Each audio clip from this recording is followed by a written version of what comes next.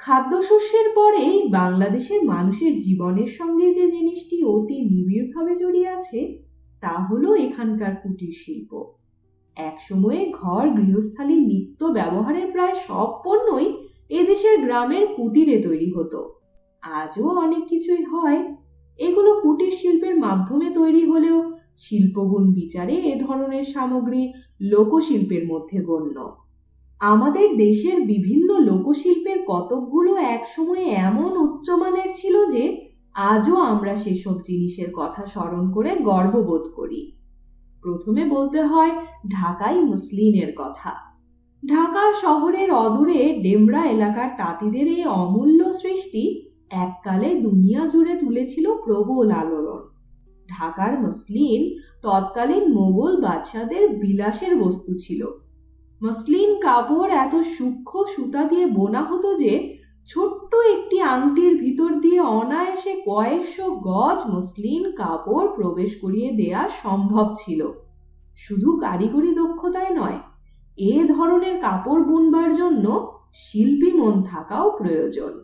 আজ সেই মসলিন নেই, তবে মসলিন যারা বুনত তাদের বংশধররা যুগ যুগ ধরে এই শিল্পধারা বহন করে আসছে বলে জামদানি শাড়ি আমরা আজও দেখতে পাই।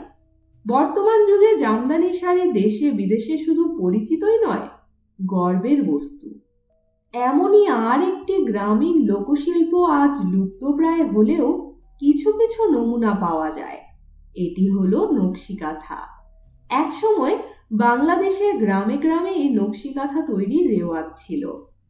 এক একটি সাধারণ নকশিকাঁথা সেলাই করতেও কম পক্ষে 6 মাস লাগত।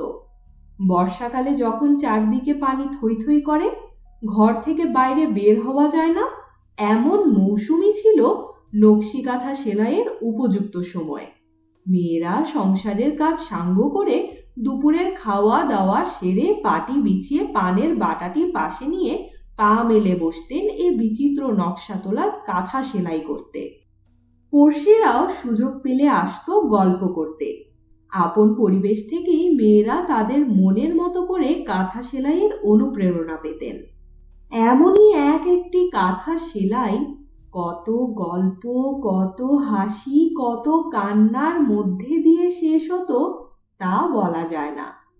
শুধু কতকগুলো সূক্ষ্ম সেলাই আর রং বেরঙের নকশার জন্যই নকশি কাঁথা বলা হয় না, বরং কাঁথার প্রতিটি সূচের ফোড়ের মধ্যে লুকিয়ে আছে এক একটি পরিবারের কাহিনী, তাদের পরিবেশ, তাদের জীবনগাথা।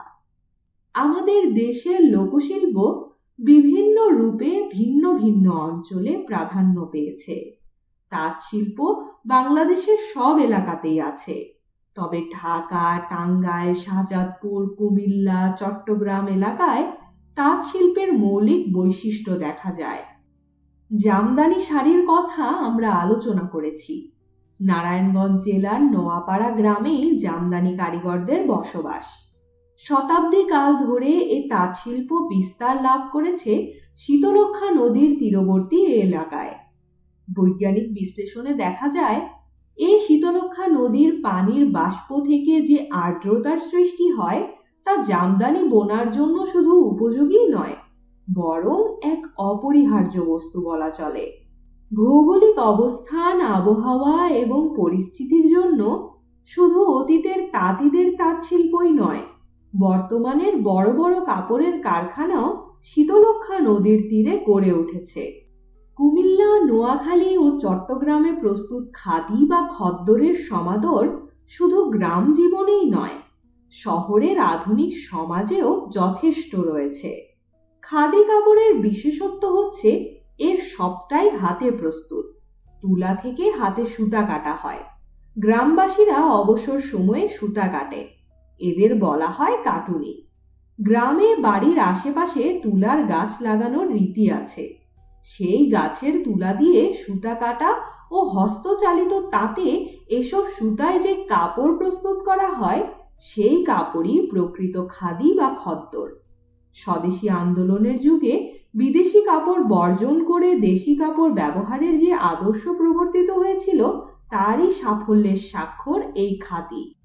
পার্বত্য চট্টগ্রামের রাঙামাটি, বান্দরবন, রামগড় এলাকার চাকমা, কুকি ও মুরং মেয়েরা এবং সিলেটের মাছিমপুর অঞ্চলের মণিপুরী মেয়েরা তাদের নিজেদের ও পুরুষদের পরিধেয় বস্ত্র বুনে থাকে।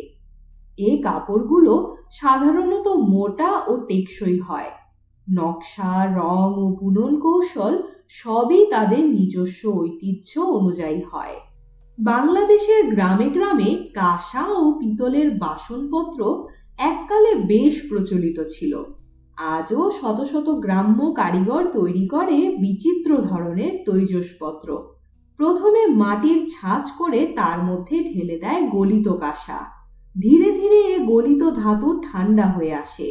তখন ওপর থেকে মাটির ছাঁচটি ভেঙে ফেললেই ভেতর থেকে বেরিয়ে আসে বদনা, বাটি, গ্লাস, থালা ইত্যাদি। তারপর এগুলো পালিশ করা হয়। এ ধরনের বাসনে নানা রকম ফুল পাতার নকশা বা ফরমাশকারীর নাম খোদাই করা থাকে। এমনকি আজকাল অতি আধুনিক গৃহসজ্জার সামগ্রী হিসেবে তামা পিতলের ঘড়া, থালা, ফুলদানি ব্যবহৃত হতে দেখা যায়। পোড়ামাটির কাজের ঐতিহ্য এদেশে বহু যুগের। মাটির কলস, হাঁড়ি, পাতিল, শানকি, ফুলদানি, দইয়ের ভাঁড়, রসের ঠিলা, সন্দেশ ও পিঠার ছাঁচ, ট্যাপা পুতুল, হিন্দু সম্প্রদায়ের দুর্গা, সরস্বতী, লক্ষ্মী ইত্যাদির মূর্তি গড়বার কাজে বাংলাদেশের পালপাড়া ও কুমোরপাড়ার অধিবাসীরা সারা বছরই ব্যস্ত থাকে। আধুনিক রুচির ফুলদানি, ছাইদানি, চায়ের সেট, কৌটা, বাক্স বা ঘর সাজাবার নানা ধরনের শৌখিন সামগ্রী সবকিছুই মাটি দিয়ে তৈরি করা হচ্ছে। এছাড়া পুরাকালের মসজিদ বা মন্দিরের গায়ে যেসব নকশাদার ইট দেখা যায় তা এদেশের লোকশিল্পের এক অতুলনীয় নিদর্শন। প্রতীকধর্মী মাটির ট্যাপা পুতুলগুলোর মধ্যে শত শত বছর পূর্বের পাল বা কুমোরদের যে কারিগরি বিদ্যা এবং শিল্পী মনের পরিচয় পাওয়া যায় তা অভাবনীয়।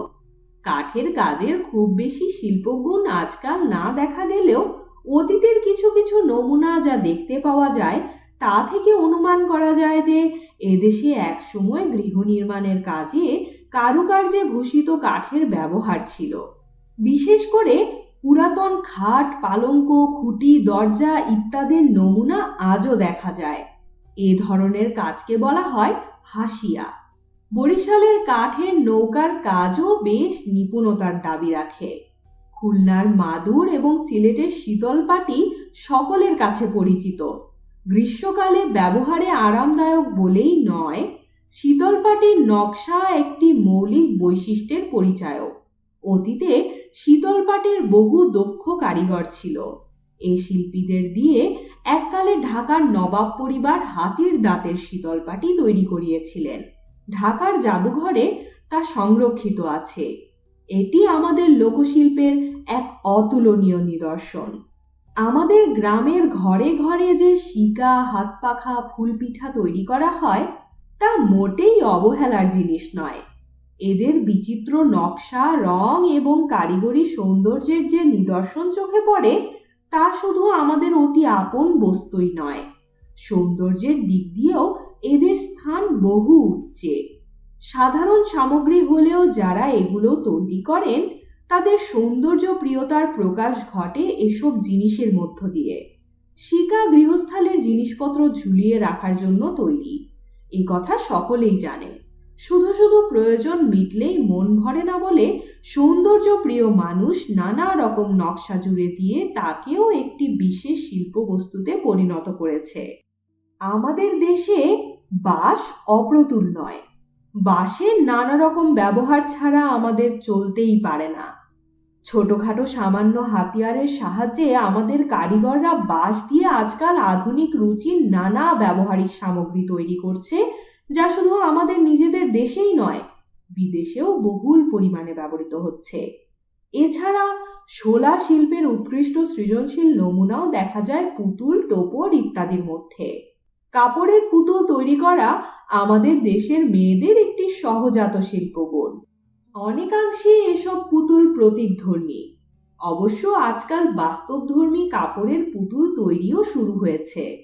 এগুলো যেমন আমাদের দেশের ঐতিহ্য ও জীবনের প্রতিনিধিত্ব করে, তেমনি বিদেশি পয়সাও উপার্জন করে। লোকশিল্প সংরক্ষণ ও সম্প্রসারণের দায়িত্ব আমাদের সকলের। বাংলাদেশের বিভিন্ন শহর, শহরতলি এবং গ্রামের হাজার হাজার নারী পুরুষ আছে যারা কাজ করতে চায়, অথচ কাজের অভাবে দিন দিন দারিদ্র্যের শিকার হচ্ছে। সুপরিকল্পিত উপায়ে এবং সুরুচিপূর্ণ লোকশিল্প প্রস্তুতির দিকে মনোযোগ দিলে তাদের সমস্যার কিছুটা সমাধান হবে। আমাদের সকলেই আজ আপন পরিবেশ এবং পরিস্থিতির দিকে শুধু চোখ দিয়ে তাকালে হবে না, হৃদয় দিয়েও তাকাতে হবে। লোকশিল্পের ভিতর দিয়ে হৃদয় মনের প্রকাশ হলে তা বিদেশিদের হৃদয়ে সাড়া জাগাবে। এভাবে দেশে দেশে হৃদয়ের সম্পর্ক গড়ে তোলার কাজেও আমাদের লোকশিল্প সাহায্য করতে পারে। শুনছিলেন শিল্পী কামরুল হাসান রচিত প্রবন্ধ আমাদের লোকশিল্প। পাঠে ছিলাম আমি তাফান্নুন তানজিম শিফা। প্রবন্ধ ও আমার পাঠ আপনাদের কেমন লাগলো কমেন্টে জানাতে ভুলবেন না। আর কোনো গল্প, কবিতা, উপন্যাস, নাটক আমার কণ্ঠে শুনতে চান সেটাও লিখে রাখুন। আজকের আয়োজনটি ভালো লেগে থাকলে বন্ধুদের সঙ্গে শেয়ার করবেন, কারণ ভিউ, লাইক আর সাবস্ক্রাইবে আমাদের পরের আয়োজনের শক্তি। তাহলে আজ এখানেই সবাই সুস্থ থাকুন, শুনতে থাকুন গল্পযোগ।